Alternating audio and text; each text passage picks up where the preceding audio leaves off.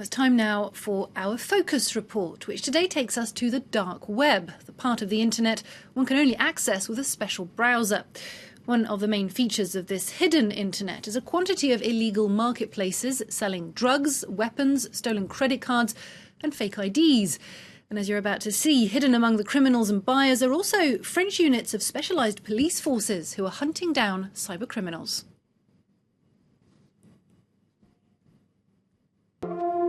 They're supermarkets for cybercrime.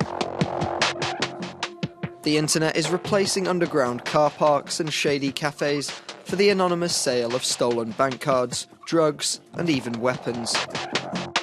It's known as the dark web, the hidden side of the internet. Thierry Carcenti is a specialist in this well-stocked international market. You can see here, for instance, 1 gram of cocaine. You more or less have all the products listed here. You can also find stimulants like amphetamines, for example. You also have psychedelic substances like LSD and magic mushrooms.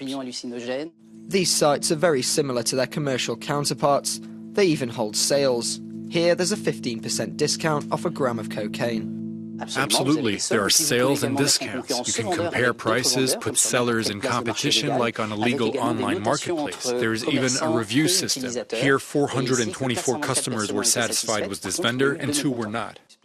Drugs and weapons are not the only things for sale.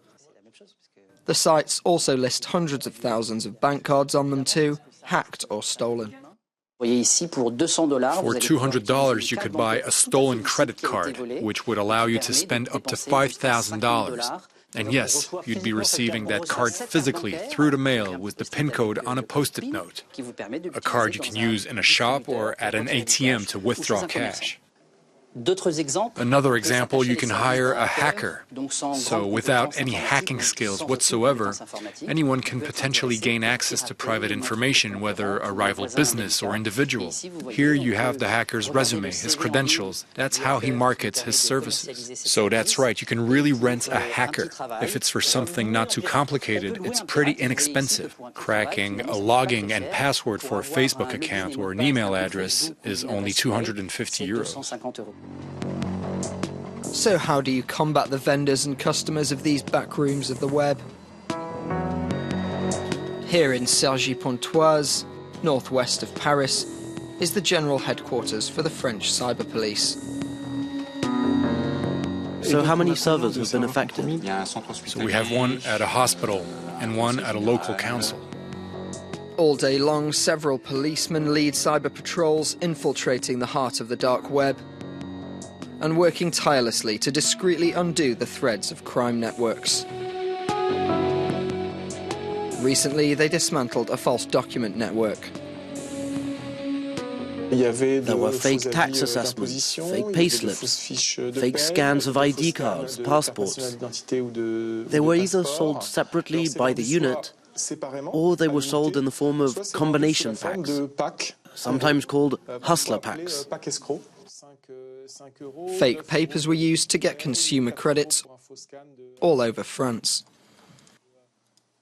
So obviously you go in one day when it's very crowded and there are lots of people waiting behind you in the line, and the sales manager hasn't got time to check everything. When the organization for consumer credit asks you to pay the bills, you don't. The organization is bound to come back to you, and, well, by then you've disappeared off the face of the earth, and they've only got a fake ID and a fake proof of address. Their investigations sometimes lead them to surprising profiles. In a big French train station, they managed to arrest a tobacconist who had been copying all the card details of his customers to sell on the dark web via a middleman. So here you can see the sales receipt with the full card number as well as the expiry date. He even went to the trouble of visually and manually noting down the CVV number. Yes, he noted it on the receipt, and that's what he went on to sell. It's a business that can sometimes be very profitable. Some weeks ago, this is what cyber police seized from a couple who extensively used the dark web. Une Ferrari, une new Beetle, A Ferrari, a new Beetle, a Porsche Cayenne, cash, life insurance, a second home. So yes, the dark web can really pay off. Last year in France, the cyber police's activity racked up a total damage of €250 million. But as for the dark web's worldwide turnover, that reached several $billion. Well, for more on this, let me turn to our guest, cybersecurity specialist Julie Gomme. Hello, thank you for being with us. Why can't the dark web simply be shut down? Because servers are all everywhere on the internet. So if you want to shut down dark web, you have to shut down all the internet. So it's not possible.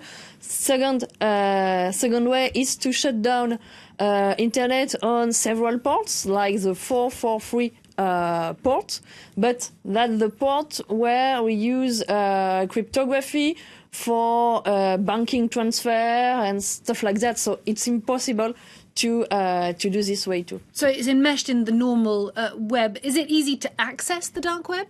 It's easy with some tools you can find freely. In 5 minutes, you can access to the dark web, to some platform, and visit like sort of dictionaries of hidden services to choose what you want: drugs, different services, weapons, etc. And how easy is it to see those who are accessing the dark web? Because all is encrypted. If you use Tor, the most popular tool to connect to the dark web, your connection is encrypted 3 times. Because before to access to the platform, you go through 3 servers. And between each server, you have another cryptography encryption. So that's really, really hard to find who is connected on this network. But you can't shut down that system of encryption? No, because if you shut down this system of encryption using the 443 port, you shut down all the cryptography for bank, for marketplace, regular online. Now, we were seeing there teams of cyber police looking for criminals online. Do they have access to all parts of the dark web, or is there a dark web within the dark web? They can access to all the part of the dark web, but what we can see now is you have some different dark web, some smaller dark web. A few years ago, we just talked about Tor because we just knew Tor. Now there are other tools like I2P who allow people to connect some smaller dark web, and so they can't. I think the police can't know all the tools to connect to all those different small dark webs. And has the internet, the dark web, led to a peak in crime and criminal activity, or is it just displaced criminal activity? It's just copy what we can find in the real world. You can find pornography in the real world and in the dark web. You can find weapons in the real world and in the dark web. Julie Gomme, thank you very much for having spoken to us.